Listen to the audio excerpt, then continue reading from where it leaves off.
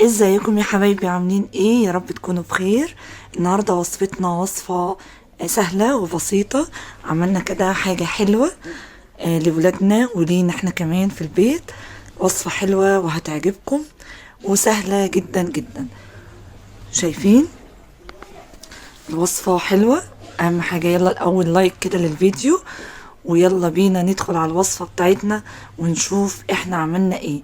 ولو لسه مشتركتيش في القناة ياريت تشتركي في القناة وكمان تفعلي زر الجرس علشان يوصلك كل جديد. يلا بينا ندخل على الفيديو. اول حاجة انا هنا معايا نص كيلو من الاسبونج، ومعايا 6 بيضات، وكمان نص كوباية من المية. بصوا من مقاديرنا: نص كيلو سبونج، عليهم 6 بيضات، نص كوباية من المية، وعليه على البيض حطيت معلقة خل، وكمان هحط ظرف اللي هو الفانيليا او ظرفين. تمام. بعد كده هنزل بالسبونج بتاعي كده في العجان،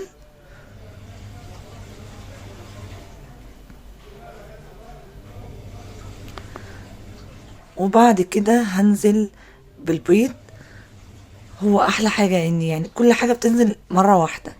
حطينا السبونج وادي كمان البيض، وهننزل كمان بنص كوباية من المية. تمام كده.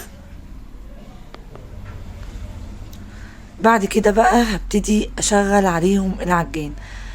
انا بصراحة بقى مش عارفة هل الاسبونج دوت انا لما اشتريته هو كان يعني واخد رطوبة او ايه، لانه ما تضاعفش حجمه.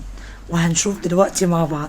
يا ريت انتوا بقى لو تعرفوا يعني هو ليه ما تضاعفش حجمه، يا ريت تقولوا لي في الكومنتات ليه الحجم بتاعه ما تضاعفش. هل هو فعلا واخد رطوبة زي ما انا قلت يعني، ولا ايه بالظبط؟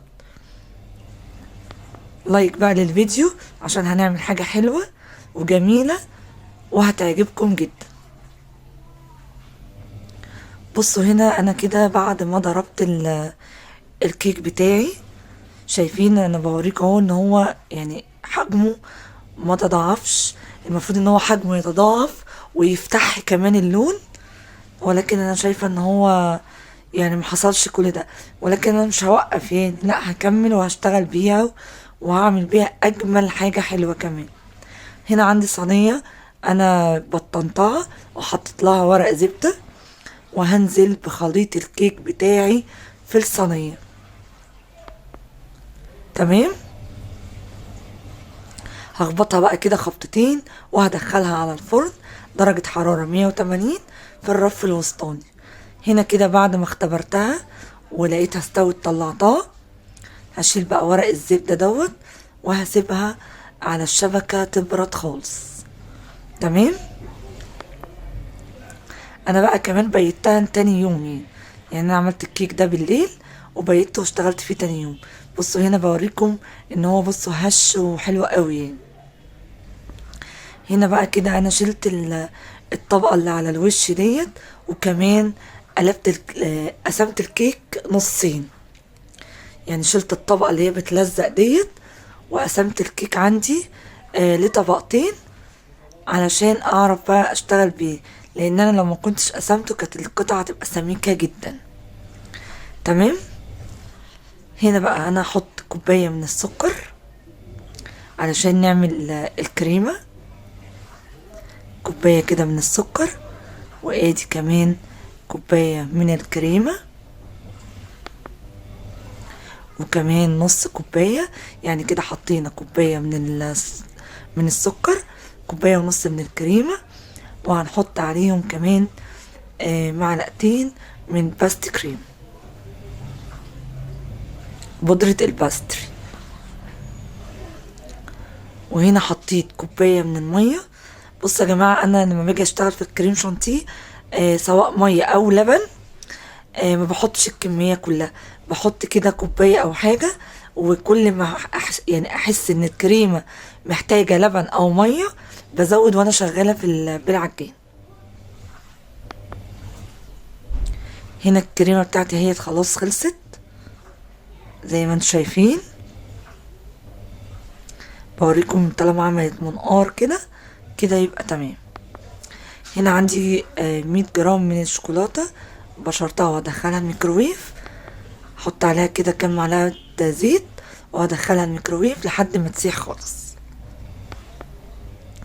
انا عندي هنا الشوكولاتة المفروض ان هي تكون بدرجة حرارة المطبخ، ولكن انا بصراحة طلعتها من التلاجة عشان كده مسحتش خالص، يعني عشان كده هي لسه فيها قطع من الشوكولاتة. كانت المفروض تبقى بدرجة حرارة المطبخ. زي ما انتوا شايفين انا طلعتها وفضلت اقلب فيها لحد ما حاولت بقدر الامكان يعني اكتر كمية تسيح من الشوكولاتة.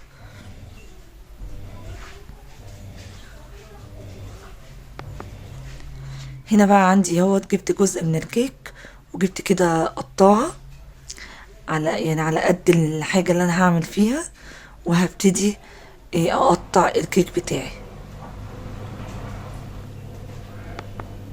شايفين؟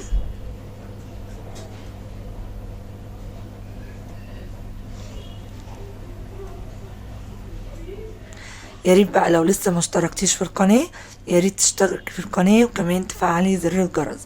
وعايزة رأيكم في الكومنتات، ايه رأيكم في الوصفة اللي انا عملتها ديت. هنا كده انا جبت كاسات وابتديت احط الكيك بتاعي في الكاسات بتاعتي، وجبت كوباية من المية وحطيت عليها سكر، يعني مية بسكر، وهبتدي اسقي الكيك بتاعي علشان يبقى رطب كده وطري. تمام زي ما انتوا شايفين كده.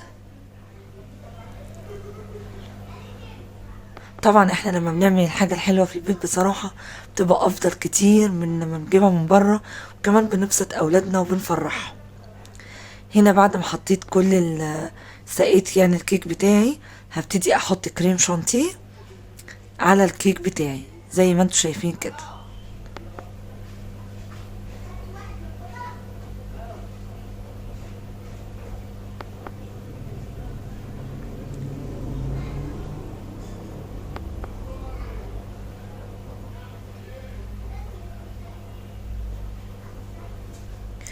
يلا بقى فين اللايك الجميل بتاعكم؟ عايزة لايكات كتير. بعد كده هبتدي اوزع الكريم شانتيه بمعلقة كده، اسويه شوية على قد ما اقدر. شايفين؟ وبعد كده هبتدي انزل بشوكولاتة على الوش. هنا برضو كان عندي كبات كده اكريليك، حطيت برضو جزء من الكيك بس حطيت تحت كريم شانتيه، وبعد كده حطيت الكيك وهبتدي اسقيه زي ما انتوا شايفين كده. وبعد كده حطيت شوكولاتة بدل الكريم شانتيه، وبعد كده هبتدي احط كريم شانتيه فوق قطعة الكيك اللي هي عليها شوكولاتة.